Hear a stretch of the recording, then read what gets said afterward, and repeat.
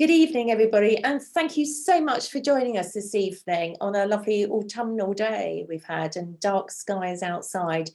This is CAGNE. We are the umbrella aviation community and environment group for Sussex, Surrey and Kent. And this is our series of webinars and meetings on Time is Ticking. They all relate to Gatwick Airport plans for expansion, growth of the main runway and with a second runway by rebuilding the emergency runway.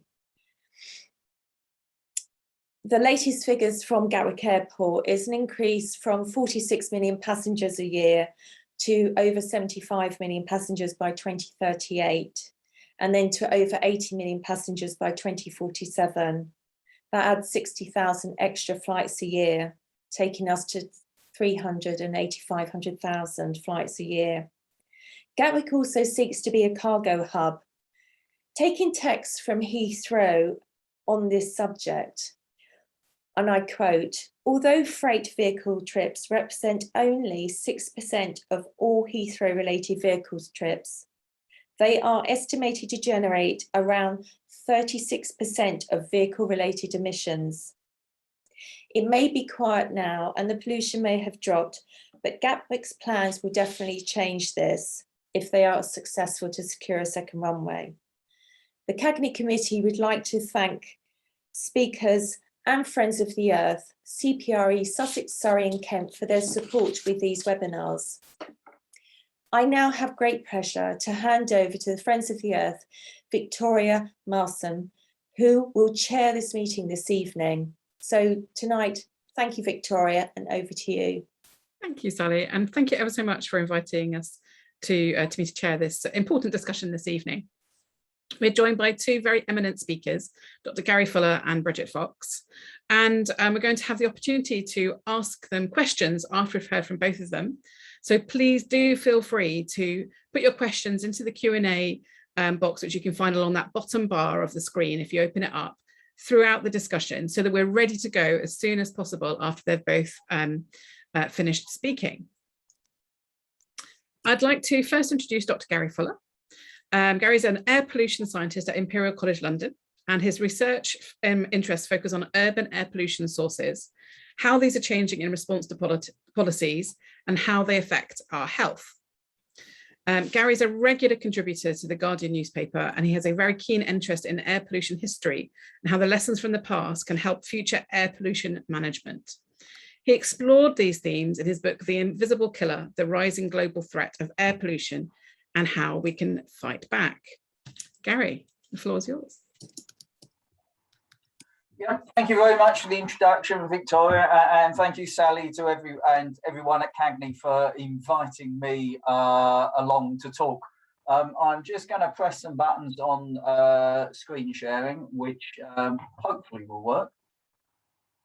I'm going to ask that inevitable question if anyone can see my screen, okay? Yeah, no problem at all. Okay, so I wanted to talk a little bit about air pollution around Gatwick Airport, and particularly, most especially, I wanted to talk about a project that we've been running, which is funded by the MRC. And I've put on here, a lot of people have been involved in this, and you'll see some of the work that we've been doing. So really, you know, I'm just a small part of this, and everyone listed here is the people doing the main parts of the field work and so forth. But I noticed, you know, in the preparation here, the CAGNE, in terms of the N in CAGNE stands for noise. And the motivation for this project actually did not start with air pollution. The project as a whole, which is called ANCO, relates to noise around airports.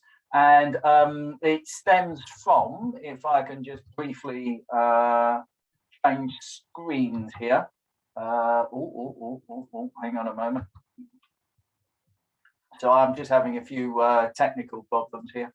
It stems from this paper that was published in the BMJ in 2013 by Anna Hansel and other colleagues. And what they did was they looked at noise around Heathrow. and they found some certain associations with cardiovascular disease. And then afterwards, the question was raised of whether what they're seeing is actually an effect of noise, or is it an effect from air pollution? And in their study, they'd allowed for the fact that people are breathing in nitrogen dioxide and they're breathing in PM10 particles. But what they didn't allow for was that people are breathing in particle pollution, if you like, that's quite different to PM10. And that was the object of a lot of the work that we have here. So when this rearranges itself, I'll just launch in. So air pollution around Gatwick, and I think it's worth starting with this slide here, which gives us some sort of context about air pollution, not just around Gatwick, but across the whole of Surrey. And here I've got to thank the Surrey local authorities who have got together to ensure that this model has been created that shows, you know, the highs and lows in terms of concentrations. Now, we have a limit value for nitrogen dioxide, which is 40 micrograms per cubic meter, and that's focused a lot of the low emission zones and various other policies. And you can see that here that real problem areas when it comes to Surrey as a whole are associated with roads. So the most intense concentrations are those that are close to the M25, M23, and so forth. If you look, and you can see that some of the major urban areas, Reigate and the Reigate Hill area, Guildford, and Farnborough, you can see concentrations that spread out because of the density of traffic in those areas. And then, of course, you can see Gatwick Airport here. And Gatwick Airport, it's not giving rise to quite the high concentrations that you're seeing right on the M25. You can see from the shading here that it is affecting a very large area and therefore quite a lot of people. And of course, we have to remember Hawley here sits right on the perimeter of Gatwick, but also there's patterns that spread out along the flight paths. And this is a reasonable proxy, if you like, to help us understand perhaps the distribution of air pollution, any type of air pollution that's coming from the airport. And I think that's quite informative. I'll give Sally a set of these slides, and there's some links here where you can look at this map further on. So how can we really think about, air pollution comes from lots of sources, coming from traffic, nitrogen dioxide, it's coming from wood burning, it's coming from a boiler that's probably heating your house at this very moment. And so it's very challenging to say what actually comes from one particular source. So what comes from the airport, for instance.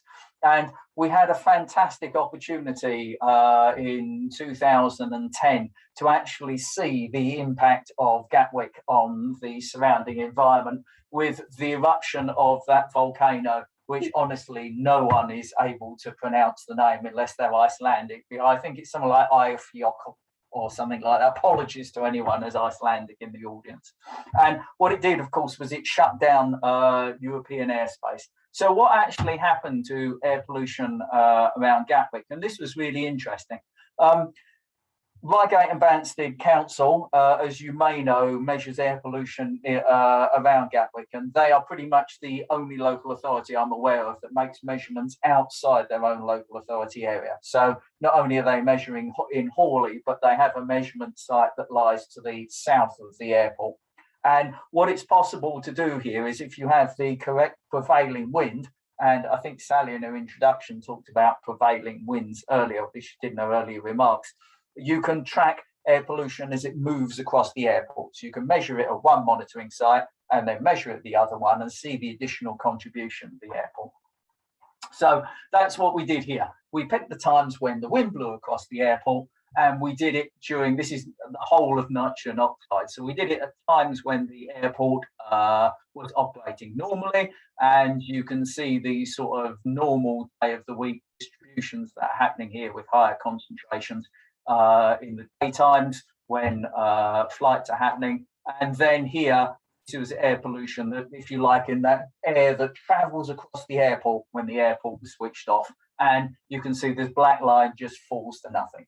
So, undoubtedly, the airport is having really quite a substantial influence over, in this case, in Hawley, since we were looking at southwestern winds. We took this type of analysis a bit further forward and had a look at Heathrow Airport during this time. And you can see here, this is the paper if you want to look it up. Here what we did was we did a time series of Heathrow's air pollution, and we predicted what it would have been in the red line under sort of normal circumstances. And what actually happened was in the blue line. And you can see that our prediction and the actuality are tied together fairly well. And then you can see this area here when you switch off the airport because of the closures, and the concentrations fall in a really quite marked way, and they're just dropping away to nothing. That's nitrogen dioxide. So we're dropping from 60 odd to about 20 micrograms per cubic meter. So it really shows the influence of airports on their local area. So recently, we've had some other opportunities to see what happens when you switch off an airport. And the COVID lockdown for all has done many things in terms of air pollution studies, and anyone that's doing air pollution field work, I suppose it's been two things. One, it's completely messed up with their field work, but then on the other hand, it's perturbed air pollution in ways which they would never have seen before. So it can give huge new insights, and there's loads that are emerging. And one of them comes from what happens around Gatwick. And I wrote this piece in The Guardian about how air pollution was tracking some of the way through the lockdown period. And you can see when I wrote this that nitrogen dioxide, we'd seen decreases of about 40% in the very centre of London. If you went to the centre of London at this time, it's pretty much deserted. But one of the largest reductions that we saw anywhere during the lockdown period in terms of nitrogen dioxide happened in the two measurement sites that we have in Hawley. So there's one that's reasonably close to the perimeter fence, and one that's further back in a sort of kids' playground, if anyone knows the area. And we saw 60% reductions in nitrogen dioxide and 40% a little bit further back. And this really, this pattern was repeated around Heathrow as well. And it's some of the largest improvements in nitrogen dioxide that were seen anywhere during the lockdown period were around the two airports. The only other place that measured bigger reductions was Beach Street Tunnel in the City of London, which was actually closed completely. But I didn't want to talk so much about nitrogen dioxide, and I think I've set the scene there. You can see the impacts of the airport from the map. And also, you can see the impacts from what happens when you switch it off. What I wanted to talk about was a pollutant that isn't really so much on our radar, which is particle pollution. Now, normally what happens is we focus very much on larger particles in the air. These are ones that are small enough to get past my nose and into my lungs. But in terms of the whole scale of size of particles in the air, these are fairly large. And what we do is measure them by mass. Yeah, so we weigh them effectively. Now, some years ago in the 1990s, a gentleman called Anthony Seaton put forward this idea that we shouldn't be weighing particles, but we should be counting them, and that it's the small particles that might have a larger effect on our health. The analogy behind this is if you think about going into your kitchen now, and opening up a bag of spuds and dropping it on the floor, or the alternative of opening up some nice affinity foods, organic brown rice, and dropping that on the floor. Now, for the spuds, to tidy them up, actually, it's quite easy. You can just pick them up and put them in a bag. Yeah, they're reasonably easy to deal with. But if you go and put a cup of 2.5 kilos of brown rice on your floor or the kitchen, you're going to be finding it everywhere in the house for ages. And, it's just going to cover the whole floor. And this is the analogy that's put forward for why tiny particles might be having a lot greater effect on our health. When we breathe in big particles and they're in our lungs, you might have one here, here, here, and here. Our lungs can deal with it in the isolated places that they arise. If we breathe in loads and loads of tiny particles, it has the opportunity to completely cover the inside surface of our lungs, and we have to have, if you like, a cleanup response across the whole of our lung surface. And it is speculated this might be really important in terms of health effects. One of the things that first brought this to light was a study I was involved in London, and pretty much, I won't talk you through all of the data here, but what we found was that when we looked into heart attacks and deaths from heart attacks in London, we found that when the number of particles, so when the tiny particles were highest, we were seeing a lot more people being admitted to hospital and a lot more people dying from heart attacks. And that's been borne out in a number of other studies. So this, if you like, is emerging science. I know I'm talking about a piece of science from 2010, but it takes a long time before consensus moves forward. This statement from the WHO, sorry, I beg your pardon, talks about ultrafine particles, when I'm talking about really tiny particles, that was made just about 3 weeks ago. And it said that we're seeing lots more evidence that these are of concern, but at the moment they didn't feel there's quite enough to be able to set a limit. But you can see here the different types of health outcome, from inflammation, heartbeat variability, blood pressure, and effects on your lifespan that are starting to appear from tiny particles that we're breathing.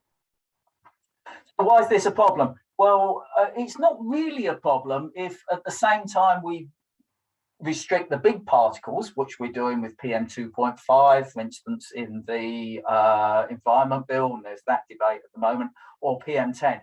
But if there's a source of tiny particles that isn't covered by our existing regulations, then that leaves us rather vulnerable. And one of those sources, I'm afraid, is aircraft. And it amazed me some years ago. I was in Brussels at a conference, and this scientist called me over and said, "I don't believe the data I've got here. Can we sit down with a cuppa and have a look?" And what he had actually found was he was able to detect the really tiny particles coming from Schiphol Airport at a distance of 40 kilometers from the airport, all the way across the Netherlands. And this is, you know, just it's really of importance. What we've done is 2 other studies have happened since then, and one of them, which I'll show the figures here, has looked at these really tiny particles in a number of European cities. So London, Zurich, Helsinki, which I don't actually list here. And in each of these cities, despite all the traffic that's around us in the city centre, we can still see the tiny particles that are coming from each city's airport in whichever direction it is. So in Heathrow, we can detect the effects of Heathrow in central London. So what we have here is the risk that many millions of people, think how many people live between Heathrow and central London, are being exposed to a lot of really tiny particles for which there's emerging health evidence concern. So it's these really tiny particles that's been the focus of the study that we've been doing around Gatwick. So as I say, really what we were trying to do was to see whether it is noise or these tiny particles that are affecting people's health. So we set out to measure both, and you can see that we made measurements at a lot of locations around the airport and along the flight paths as well. So our first study made measurements. I said there's 2 monitoring sites, pretty much on the prevailing wind direction across the airport, both run by Reigate and Banstead Council, and they're indicated here with the 2 arrows. So that was our first study. And you can see we bought a massive amount of equipment from, well, we were at King's, but we're now at Imperial. We bought a massive amount of equipment, which the local council helped us to install. And these are photographs in the left-hand and middle panel. That's at Hawley. And we had a bit more trouble squeezing all the equipment into one at Poles Lane to the south of the airport. So I can't actually go into a huge amount of detail about what we found, because the whole thing is currently in peer review. We're somewhat behind where we hope to be, And I'm sure you'll realise if we're a team that does a lot of field work, and doing field work's been really challenging for us. So we've been focusing on some of our experimental field work, including some of this work here, and writing it up has not been, we've not been able to progress it. But it's in review for a journal called Environmental International. We're dealing with the peer review responses at the moment, and they've been really, really constructive and helpful in terms of ways in which we can, let's say, put finer detail on the paper. So hopefully that will be out in the coming month. Study 2 tried to be a lot more spatial, and a gentleman called Jamie, of which this is his hand in the bottom right-hand corner, made measurements really much more along the flight path. And if you've ever stood there at the sort of western end of the runway, there's a road that runs through. I can't remember the name of it, but it's really quite dramatic when aircraft are taking off, and especially the larger ones like this 747. So what we did here was we measured noise, and we tried to measure the fine particles in a less detailed way than we were able to at the other locations. So what we did was every day, Jamie, who was making these measurements, made visits and made spot measurements all the way up and down the flight path to quite some kilometres away, and also to the north and south next to where we had the sort of larger scale kit. And that will be coming out as our second paper from the study. We're still looking a lot and trying to understand exactly what goes on underneath the flight path. And there's some really interesting data that's come out from some studies in the US about that. So I just wanted to say something moving away from Gatwick on broader things about air pollution, just to close this. And we've got COP26 coming up, and it's really, really important that we don't look at climate and air pollution in isolation from each other.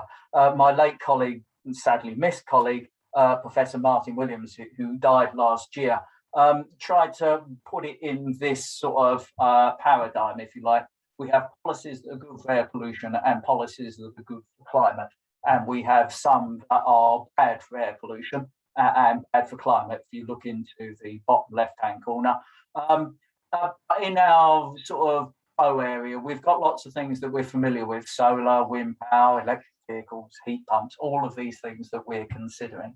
But what we must be very careful is to optimise these policies that are good for air pollution and climate, rather than other ones such as wood burning, urban CHP, dieselisation of our vehicle fleet, which might be good for climate, I would challenge that they're not, but are undoubtedly bad for air pollution. Personally, and doing some other work, which I'll point to in a minute, we would like to go further. And I'm really rubbish at graphics, so I apologise to everyone here. But what I've tried to do is to try and put a third axis, if you like. Imagine, just stick with me, and imagine a third axis almost coming out the page. And what I've done there is put along a health benefit. And the choices that we make for air pollution and climate could have different effects on health. So, for instance, electric vehicles. So if we put in electric vehicles, we can cure the exhaust air pollution that comes from transport. If we were to move, but there's a lot from tyres and all of those things, so we'll go back to them at another time. But if we were instead to bring about active travel by redesigning our urban areas and by promoting cycling, walking, access to public transport, and this, we could not only clean up air pollution from transport, we could help our climate, we could sort out the urban noise, which is something different here, but urban noise that plagues the lives of so many people that live next to major roads. And we could also have the opportunity to tackle the chronic health burdens that sit on our NHS and sit on people's life qualities because of the everyday inactivity. So if we've got people walking and doing simple things like that, just short distances more often for their daily travel, then we will have a huge opportunity to benefit society. And what we really need is the COP discussions to be moving on this axis. Almost last, I think air pollution talks that people give are really about doom and gloom all of the time. Air pollution's really bad. It's really bad if an airport's going to be built, the road's going to be built, all of these things. Your kids' lungs are being affected by this. But I think we need to think about what our future towns might look like and how we could possibly design them. So what I've done here is put in a few different ways of thinking about, just in visuals, thinking about our town centres if we were to take some of the space that we have for roads and repurpose it towards people. And all of these places exist. We stand the chance of being able to join communities back together that are severed by the roads that are around them. We places for kids to play, places for you to have a picnic and meet your friends, and also we can repurpose space towards cycling. So I'll end at this point, apart from just to say tips towards a couple of other things. I work as part of the Clean Air programme. So I encourage you to go and visit his website. It's a £42 million programme that's undertaking air pollution research in the UK, and I'm one of the sort of ambassadors for it. So I encourage you to go and look at that. And as was said at the end, I've written a book on air pollution. So, and it does include a fair bit around airports, and it does include a fair bit around transport. So if you're interested, then nip down to Waterstones, and I think it's about £8.40. So yeah, feel free. And lastly, when the slides are distributed, have a look at this video. And it's completely inspirational. What it shows is what we can do if we remove traffic from a road. So it relates to Great Ormond Street Hospital. And for them, the road outside is something that's a problem. It produces pollution that comes into the hospital. It represents a hazard for people visiting the hospital. Here, what they did was close it for a day, and they turned what was a problem into an asset. They got the kids from the hospital outside into much needed space, and they brought kids from the community, and they just played for the day. And it's completely inspirational. So if the slides are distributed, I really encourage you to have a look at that. And at that point, I'll finish. Thank you very much. Thank you so much, Gary. Really, really interesting start to our evening. And we might try and drop the link to that video into the chat so people can follow a bit quicker anyway. And I have to say, I don't live in the southeast. I live in Birmingham, and I would love to talk to you about some of the plans the city've got here, but that's not what we're doing this evening. We're obviously focusing on around Gatwick, and we're going to move to our second speaker. And thank you very much to those of you who started posting some questions into the Q&A. Really appreciate it. Don't forget to post them in there, because I know what it's like.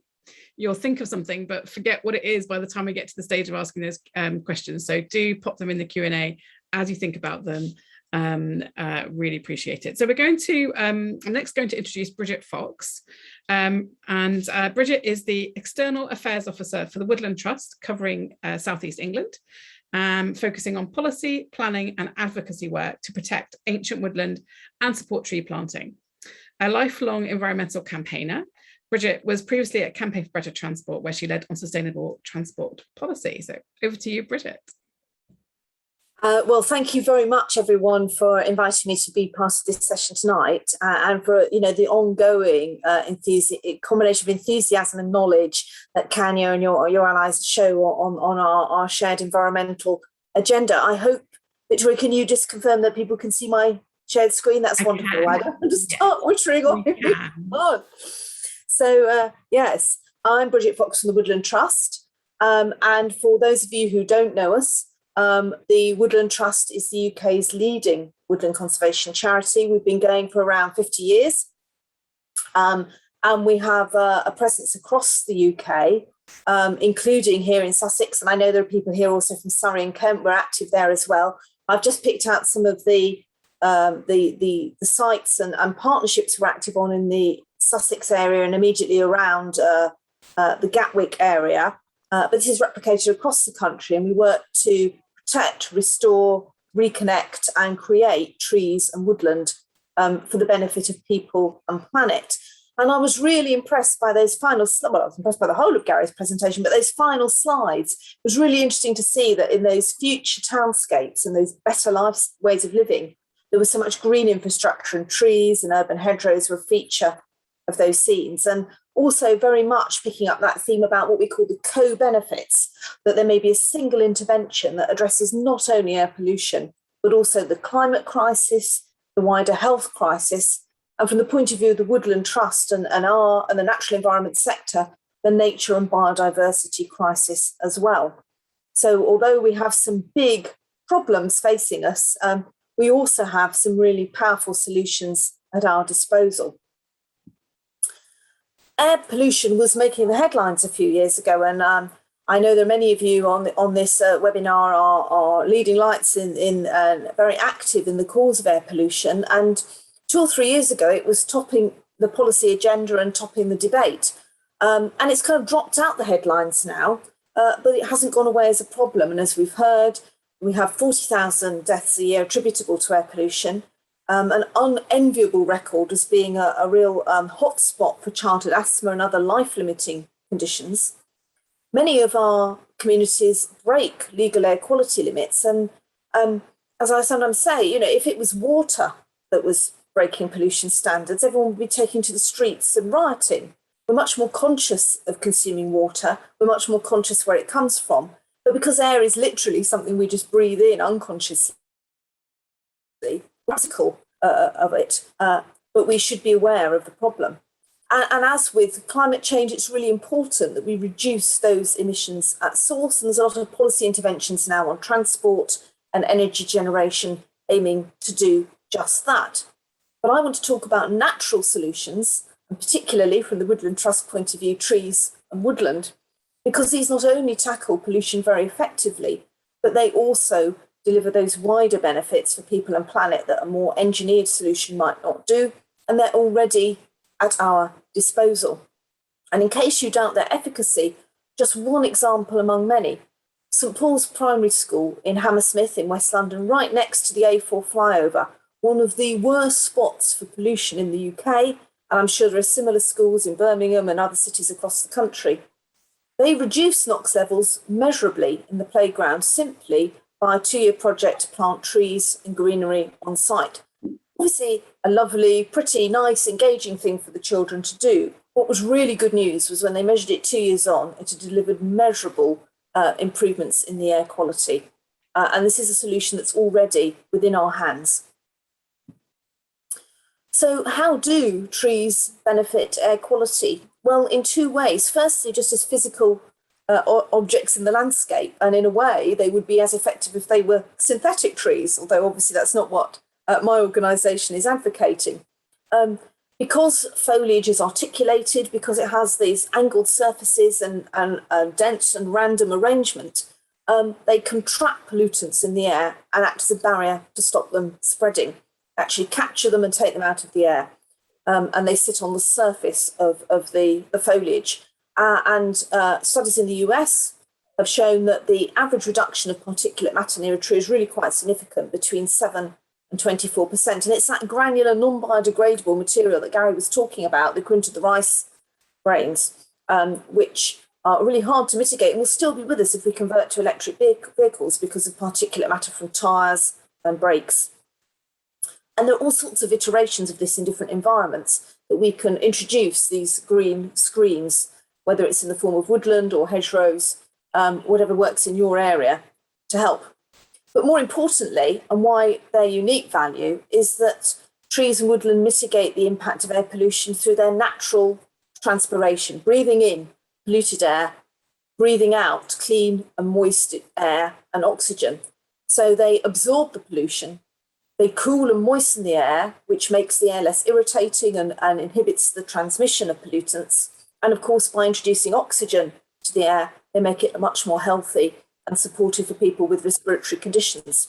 And there's evidence that street trees are associated with all sorts of health benefits, including a lower prevalence of childhood asthma. So leafy streets really are good for you, and they shouldn't just be a synonym for affluence. Everyone should have the benefit of trees and woodland near them.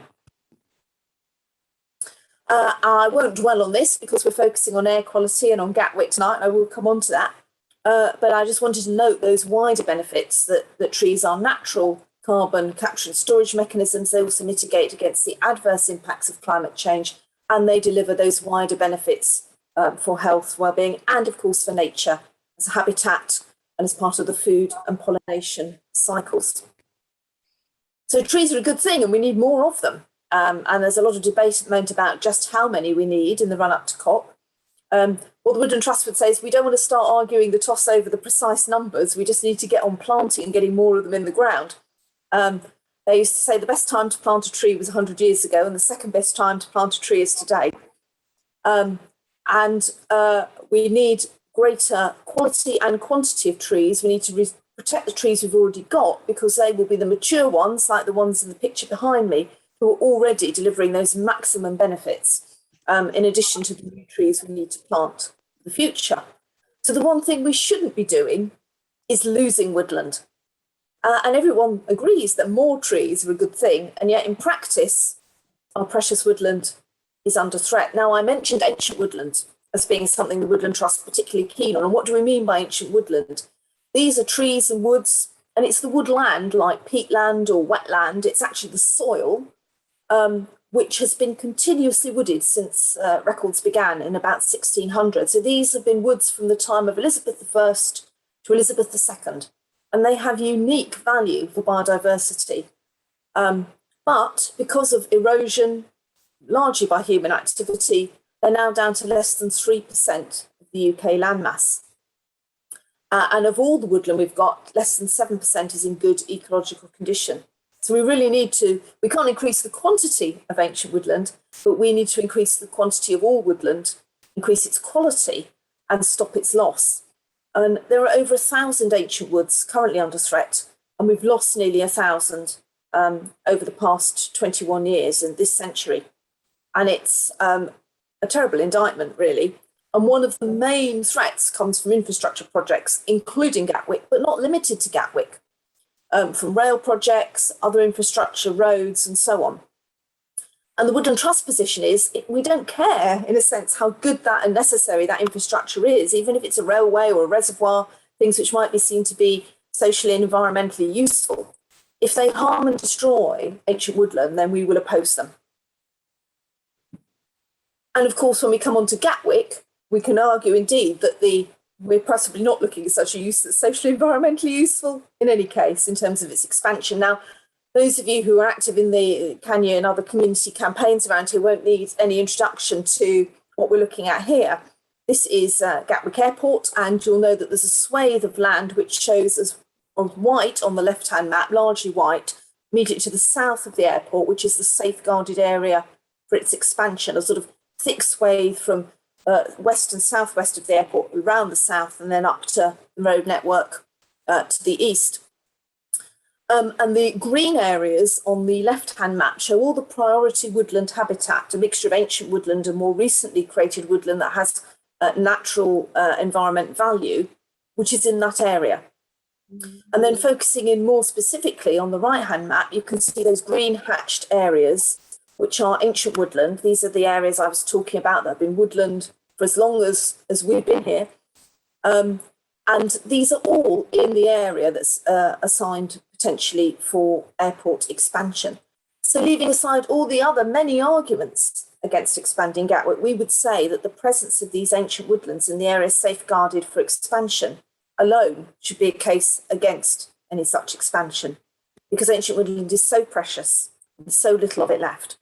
And if you want to look at these maps for your area or for the Gatwick area in more detail, it's the DEFRA Magic Maps, and under the Habitats layer, it's a specific layer there for ancient woodland and other kinds of woodland. So what would the impacts from Gatwick Airport on trees and woodland be? We've established that we need them to improve our air quality and other things, and that losing them will be bad news. Well, just in terms of the land take, if you look at the areas, and I looked at the Crawley local plan policies, I'm sure they're recorded elsewhere as well. The proposed safeguard site area in the Plan Gap 2 policy for Crawley includes 5 areas of ancient woodland, and it's adjacent to a 6th. So as I say, that on its face is a wholly unacceptable loss. So you don't need to persuade the Woodland Trust of any wider disbenefits of airport expansion. You've had us at ancient woodland. And we hope that this is a strong argument for you in making the case against this expansion. But more than that, even if woodland weren't lost to construct the airport, oh, and I should say that there is an infrastructure argument. This is one of the reasons we have problems with infrastructure developments, that they are allowed to override planning policies, as I'm sure you know. They're deemed to have exceptional circumstances. Well, even if that were true for the airport, it certainly wouldn't be true of the ancillary facilities like car parking and hotels, which are no excuse for removing ancient woodland. But even if the woodland weren't removed to construct the airport, then there are the operational impacts as well.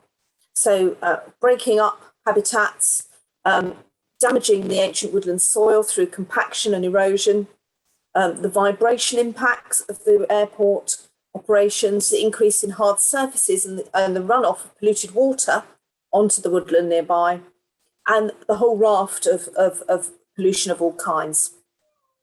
And so, as you know, the wider nature and climate agenda would argue against aviation expansion in any case, but we think there's a specific argument in the case of ancient woodland. Now, in theory, ancient woodland and trees are having a policy moment and they've got all these special protections. And it is true that there are lots of policies out there which aim to protect trees and woodland, and some of them are being debated in Parliament almost as we speak. I'm not going to run through all of these now, but all of these should be weapons in your armoury campaigning against Gatwick and campaigning against other planning and infrastructure threats. So do come back to me and to my colleagues at the Woodland Trust if there are other causes that you are fighting where you think that we can help you make the case in terms of trees and woodland and the need to protect what we've got and then create more. And it's a mixed picture across the country, but there is cause for hope. And in this very local area, the same Crawley plan where we oppose the allocation of land for Gatwick expansion, we were welcoming some of their draft policies. For example, where trees are lost to development, trees of lesser intrinsic value, newer trees or trees that are dead or diseased, Crawley has really robust policies to replace them on a sliding scale of up to 8:1, depending on the value, age and size of the tree that's lost. So it's not all bad news. We're working with landowners across West Sussex on the Lost Woods project, which is funded by the Heritage Lottery Fund. We're working with the local wildlife trust to restore ancient woodland in private hands. And we're partnered with the County Council on their tree plan, tackling ash dieback and looking at sites for new woodland creation. So it's good news, but we still need to be vigilant. It's not just Gatwick. We've talked about housing allocations in the past, and many of you were involved in local plans and concerned about the implications of housing sites for the countryside, and obviously our concerns for woodland. Plans for national highways for a whole series of new roads, whether it's the Lower Thames crossing in Kent or the Arundel and Chichester bypasses. And currently, a new concern for us at the Woodland Trust is a Centre Parks proposal for just south of Crawley. Some of you may have heard of this. It's just over the edge of Mid-Sussex district. New Centre Parks plan on what is another ancient woodland site. It's a massive threat. And again, we, however lovely holiday villages may be and how much we may be about British holidays these days, we don't see that as exceptional use that would justify destroying an ancient woodland. And we may well be speaking to some of the groups for this call about our campaign to protect that woodland, Old House Warren, over the coming months and years. So I would just finish by thanking you for recognising that trees and woodland have value, by inviting us to take part in your debates, and hopefully we've shown you how the arguments we're deploying to protect these precious resources are useful to you, not only in the case of Gatwick, but more generally in protecting our environment. And if you want to get more involved, we would love you to join our threat detector network, looking out for threats for trees and woodland in your area and helping us protect this natural heritage for us and for the future generations. Thank you for listening. Thank you, Bridget. Yeah, you've really brought it to life, really, the impact that our the woodland really is, has and being taking away would have, and joining those two up with, I think, what with Gary shared across actually two really interesting perspectives. We have got time now for questions, and I'm really pleased that we've got so many in the Q&A. So please do add yours in. We've got just around 15 minutes. I'm really conscious, though, that I'm going to try and keep the ones that are most pertinent to Gatwick, because there's a couple of others that have come in that are about other projects. So I'm really going to try and keep it super relevant to that as we can. Obviously, if we do have time a bit later, we might be able to go across. But first question, something on, we've had announcements today from the Minister of Environment, Gary, on air quality changes suggested by the Lords. Is that, what's your reaction to that? What do you think about it, Gary? If I'm correct, the Parliament voted to overturn a Lord's amendment which was looking to put World Health Organization guidelines within the Environment Act. I think it's just disappointing, really. We need to be setting a very high level of ambition for what we do in terms of reducing air pollution. You could argue that maybe the Environment Bill is not the correct place for this, and maybe it should be put into secondary legislation. I don't know. But I really hope that the government moves forward with some really ambitious plans. I mean, the air pollution burden, I think Victoria put 40,000 early deaths per year.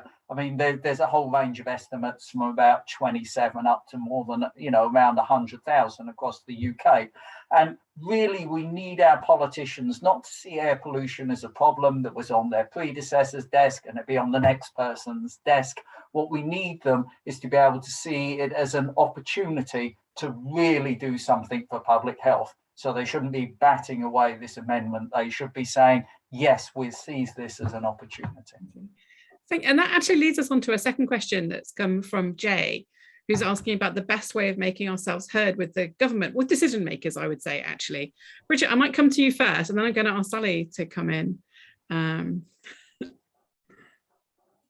It's a good question, isn't it? And some of us are paid to try and influence government. And so, all tips gratefully received, I would say. But no, I think a lot of it is about making our ends the government's means. So, of course, ideally, we would simply set out our case and everyone would be so impressed by it, they would immediately be won over and do exactly what we're asking them to do.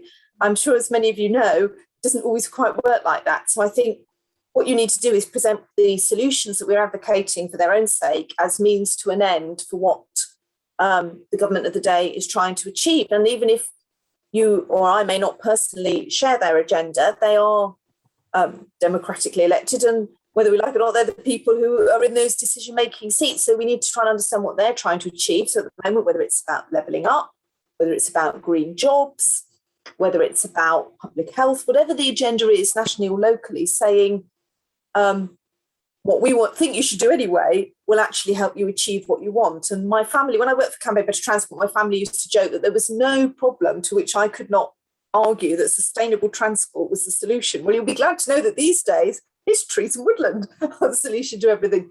But I genuinely believe that if we can look at these multiple benefits and from natural solutions, whether it's around green infrastructure or behaviour change around how we heat our homes and how we travel, we can make the case. For example, something outside the Woodland Trust scope, retrofitting homes to be more energy efficient.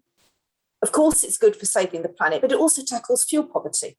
It also creates hands-on local jobs that can't be exported.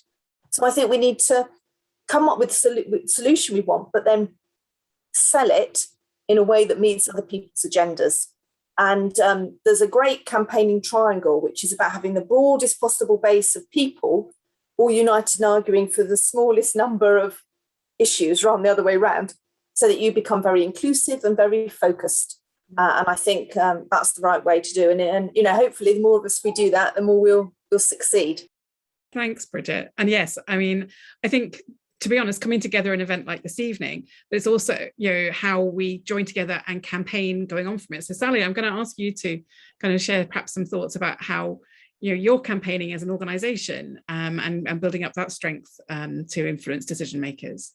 Yeah, I think the one thing that CAGNE has learned since we were founded by communities is that it's people power. It's people power that makes the difference. And Bridget's absolutely right. You all need to be asking for the same thing.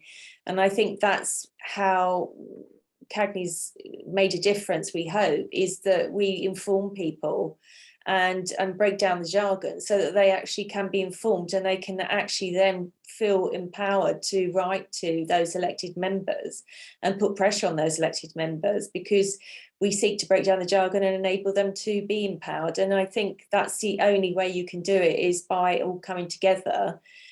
But you do need to understand what is going through. So much of it is complex, not just in aviation, but in government and in policies. It's a bit of a game that you need to be able to see through so that you can actually have a voice. People power is incredibly important, and demonstrating, and that's a lot of the work we're doing at the Friends of the Earth, supporting groups like CAGNE, working with coalition partners like the Woodland Trust. It's really, really important that we demonstrate that we are joined together and that we do what we care about matters, and making sure people, the decision makers listen. That's as true in local government as it is for national, and that's something we all really need to remember. And I can see there's a question here from Ian Gibson about a debate tomorrow by West Sussex County Council, and about safeguarded land and replanting.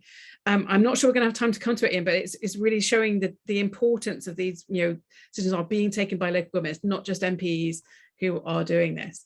I've got a question here from Kate at AEF, I think that right description. Gary, it's about the study you did following the Icelandic volcano. I'm not going to try and pronounce it either. But whether you were able to disaggregate the effects of there being no aircraft taking off from those of being no road vehicles to and from the airport.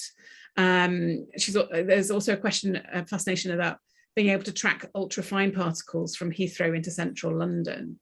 How would you know the origin of these tiny particles? Sorry, there's two kind of questions there. Yeah. The first one, so hi Kate, and for those of you that don't know AEF, it's well worth checking out their website and what they are doing on aviation. I think, just go over there once we've finished to have a look. The first question is, we couldn't tell the difference so much. You can look across the airport as a whole and try to see what's coming, when the wind, we can measure one side of the airport and what air pollution is on the same piece of wind or same piece of air when it comes out the other side of the airport. But I think you raise a really important point, is what is the impact of the airport? And I think we often map this, and I think it's fair to say that the airport would like us to map it in terms of what happens on the air side of the fence. Yeah.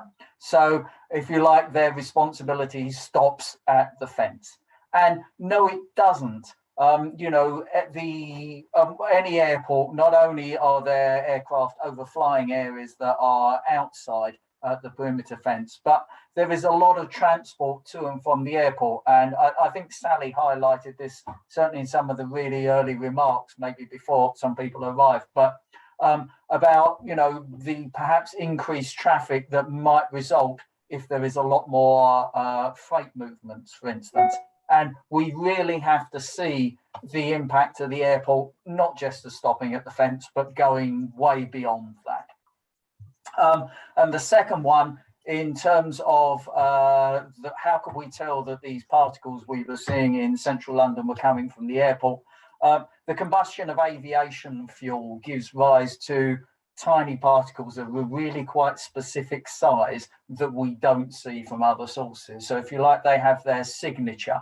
And when we find them in other places, we can through a load of mathematics on our data, but also by looking at their size, we can identify them as being aviation particles. And it's really quite concerning just how far they're spreading. The data, how many million people live between central London and Heathrow? It's a lot of people. And there are a lot of people around other major airports in the UK as well. Thank you, Gat. Really, really interesting. I've got a question here from Brenda. Is the fact that the whole of the South East was under special measures on air quality limits under EU regulations now not relevant due to having left the EU? It would have been a good thing to quote in objections if it was still the case, in her view. So what do you...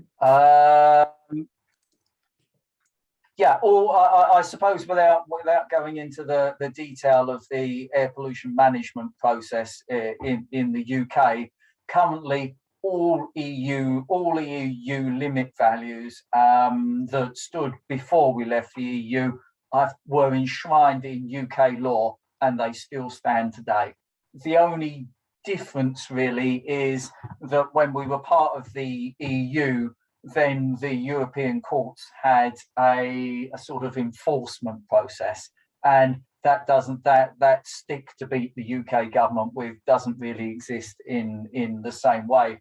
But if you check out Client Earth, for instance, they've been extremely effective in using UK courts to hold the UK government to account. So what's changed? Not really that much, apart from possibly the stick that might be used to beat the UK government. Great, thanks, Gary. And thank you very much, Bridget. You've been answering some of the questions and typing them in straight in. I really appreciate that, because there's some that were I think quicker to cover that way, which has been really, really helpful. And perhaps there's one there, Gary, from Philip Maber on the cost of source of nitrous oxide monitoring equipment. Perhaps that's something you could answer it in there. I don't know, there's a quick answer, but there's one really for the things that we use, really expensive. It is possible to buy smaller sensors, but really buyer beware. Don't be tempted to buy something for a few hundred quid and expect to get a good answer. You can get reasonable answers for particle pollution, but far less so for nitrogen dioxide. Thanks, Gary. And Stuart is sharing her experience when she was teaching in Woolwich, very close to City Airport in London, and she looked after class asthma pumps, and she didn't think about the impact of the airport. She's asking really how we change the acceptance of air pollution. Perhaps Bridget, you might want to come in on that before I go to Gary. I think this might be our last question as well of the evening. Sorry, say it again, my audio is patchy. No problem. Anne's asking about why we might accept air pollution so much, especially the impact on our children and things like that.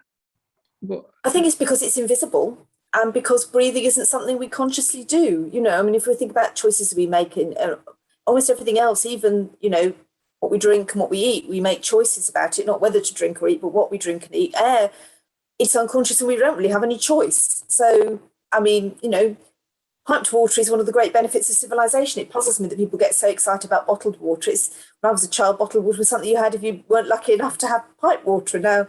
But air, we are unconscious, involuntary consumers of, and I think that's part of the problem. So all hail to all of you for raising awareness of the problem and motivating people to do something about it, because it's a silent scandal.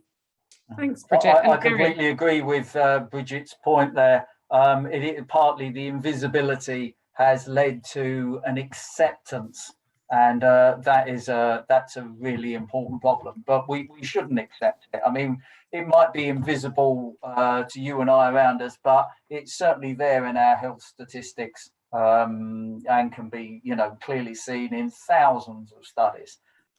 So we can't continue like this. You've got to ask, why do we continue? Well, what seems to be happening, if we go back to like 1952 smogs, we've been talking about this for 70 odd years, and it's awful that we're still here spending our time talking about it.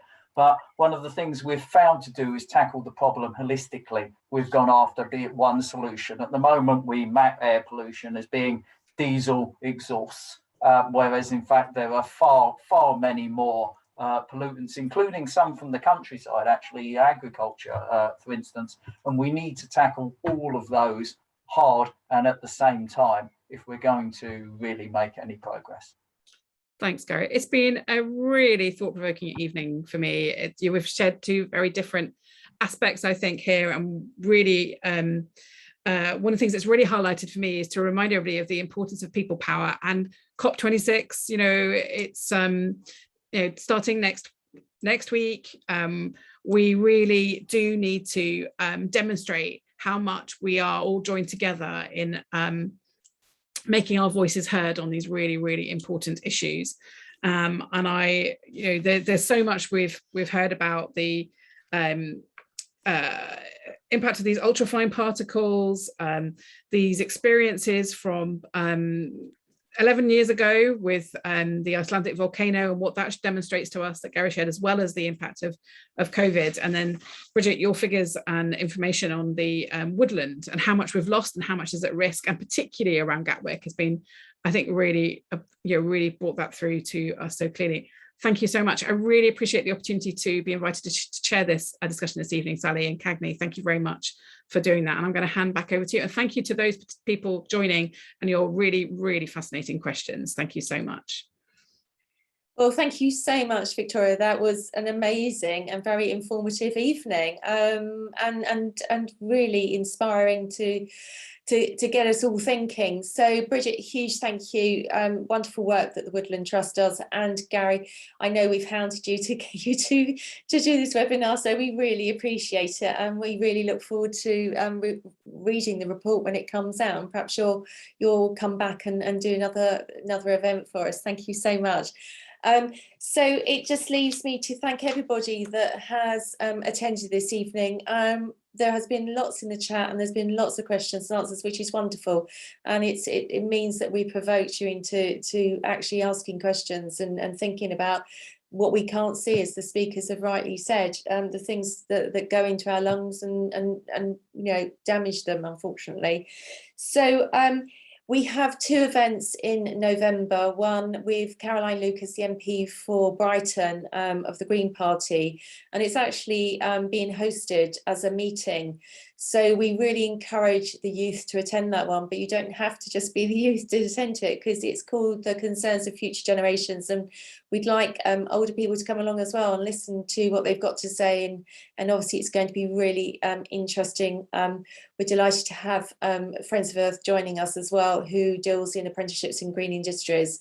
So that's going to be really good as well. And then towards the end of the month, we've got the alternative to flying for pleasure, with two really expert speakers on that will give you ideas of how you can have great fun holidaying without flying. So do join us. All the details are on our website.